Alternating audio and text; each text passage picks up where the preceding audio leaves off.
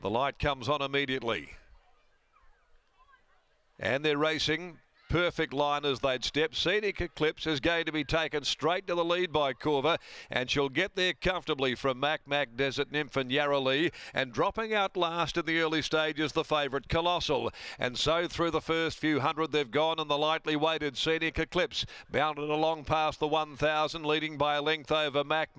Over on the rails then the mare Desert Nymph is travelling third inside. Another of the mares in Yarra Lee, and Colossal saw them all and just being heeled along by Pike going by the 750. Along the side, Scenic Eclipse shows the way, making full use of its light weight. And as they come down the side, Scenic Eclipse led 3/4 on Mac, resuming. Then 2 lengths Desert Nymph covered up by Yarra Lee, and still urged along is Colossal behind them. Scenic Eclipse comes to the home corner at the 400 metre mark. Scenic Eclipse just in front of Mac, about to test out this leader. Then 2 lengths Yarra Lee outside of Desert Nymph. Colossal's got work to do at the 300 now. Mac and Scenic Eclipse, but Scenic Eclipse responds. Scenic Eclipse and Mac together. Desert Nymph behind them from Yarra Lee. Colossal wobbled about. Scenic Eclipse is fighting tooth and nail. Scenic Eclipse, Desert Nymph comes now. So does Colossal. Desert Nymph, Colossal. Colossal got home. Claimed Desert Nymph right in the shadows of the post.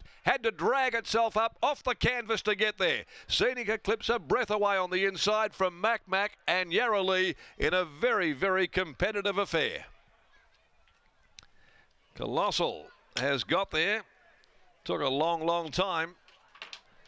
The length of the straight. Pike earned his fee on the Schnitzel gelding this afternoon, that is for sure. Desert Nymph gradually hauling Scenic Eclipse back in.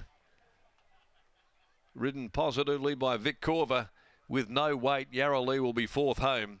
2, 3, 6 and 4 interim placings after the running of the 5th for the day. Colossal by Schnitzel out of Hallowell Bell, trained by Grant and Delana Williams. For Grant, MJ Alexander, R. Chitty, D. Huddy, K. Physioli and S. Franklin, L. Holland, M.D. Holland, D. Ives, M. Johnson, S. Kenny, J. Marsh, R. Morley and T. Murray, Ms.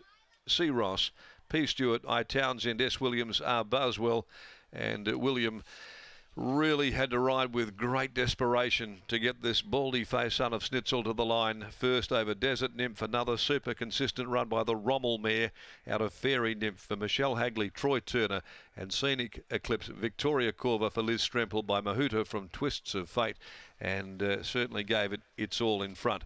A neck 3/4 were the margins, the race changing complexion dramatically in the last little bit. 1:19.94 was the time. They've run home in 34.82. Colossal with win 4 from 15 was last at the 150 and just didn't appear to be doing all that much. Wanted to shift a bit of ground in the straight before Pike really was able to extract the last ounce at the end of the 1300 out of Colossal to get it home. The next event will be the Perth Racing Club membership handicap over 1400 and the farewell appearance of veteran galloper Rock On Tommy, who bows out of racing after today's appearance. Let's go downstairs and we'll catch up with Lockie Taylor there. And W. Pike, will he really earn his riding fee to get this favourite home? That he did, Darren. I didn't know if he was ever going to get there. At one stage, I must admit, I'll put my hand up, I thought the horse might tail out and run last, but to his credit, he knuckled down and was able to get the job done on the line. Grant Williams not here on track here this afternoon, getting ready to head up to Kalgoorlie tomorrow for the Boulder Cup, so I'm joined by the newly appointed assistant trainer for the Williams racing operation in Jasmine Kenny. Jazz, Colossal, describe what you were thinking throughout the run, because I definitely didn't think he was going to get there at one stage. At one stage, yeah, we thought the same. There was a little bit of a wobble there, but he got there in the end. He's a horse that Grant has, I guess, taken his time with throughout the last couple of years, and I know you've only been back at the stables for a month or two, but coming into today, were you always confident that he'd be fit enough to run a big race here at 1300 off that freshen up? Yeah, definitely thought he'd be pretty good for this one.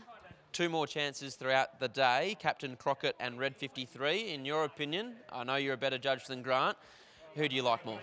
Red 53. Sounds good to me. Sounds like we'll have the Colossal into Red 53 double. Thanks for your time. Thank you. There's as Jasmine Kenny, first time speaking to the newly appointed assistant trainer at Williams Racing, and William Pike is now catching up with Scotty Embry. He certainly is. Colossal here today, Willie. 6 weeks between runs, small field. It's always going to turn into a tactical affair, but I suppose his class brought him to the fore at the end. Yeah, it did. Obviously, the little races, these little fields are always interesting. We sprinted super hard. I was always sucking up behind, and I was always wary. There was no point sort of being under the stick chasing him while I was sprinting so hard. I just had to rely on him being there late.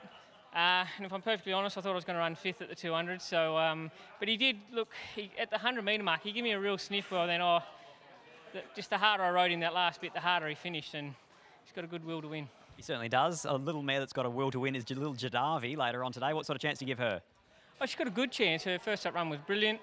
A little bit trickier here, gets a bit of weight, and same deal. It's a small field, but yeah, she's the right horse to be on in the race. You know she's going to try hard out. Love an Aussie battler. Well done. Cheers. Colossal lives up to his short quote. Grant and Alana Williams, William Pike to the fore once again to take out race number 5.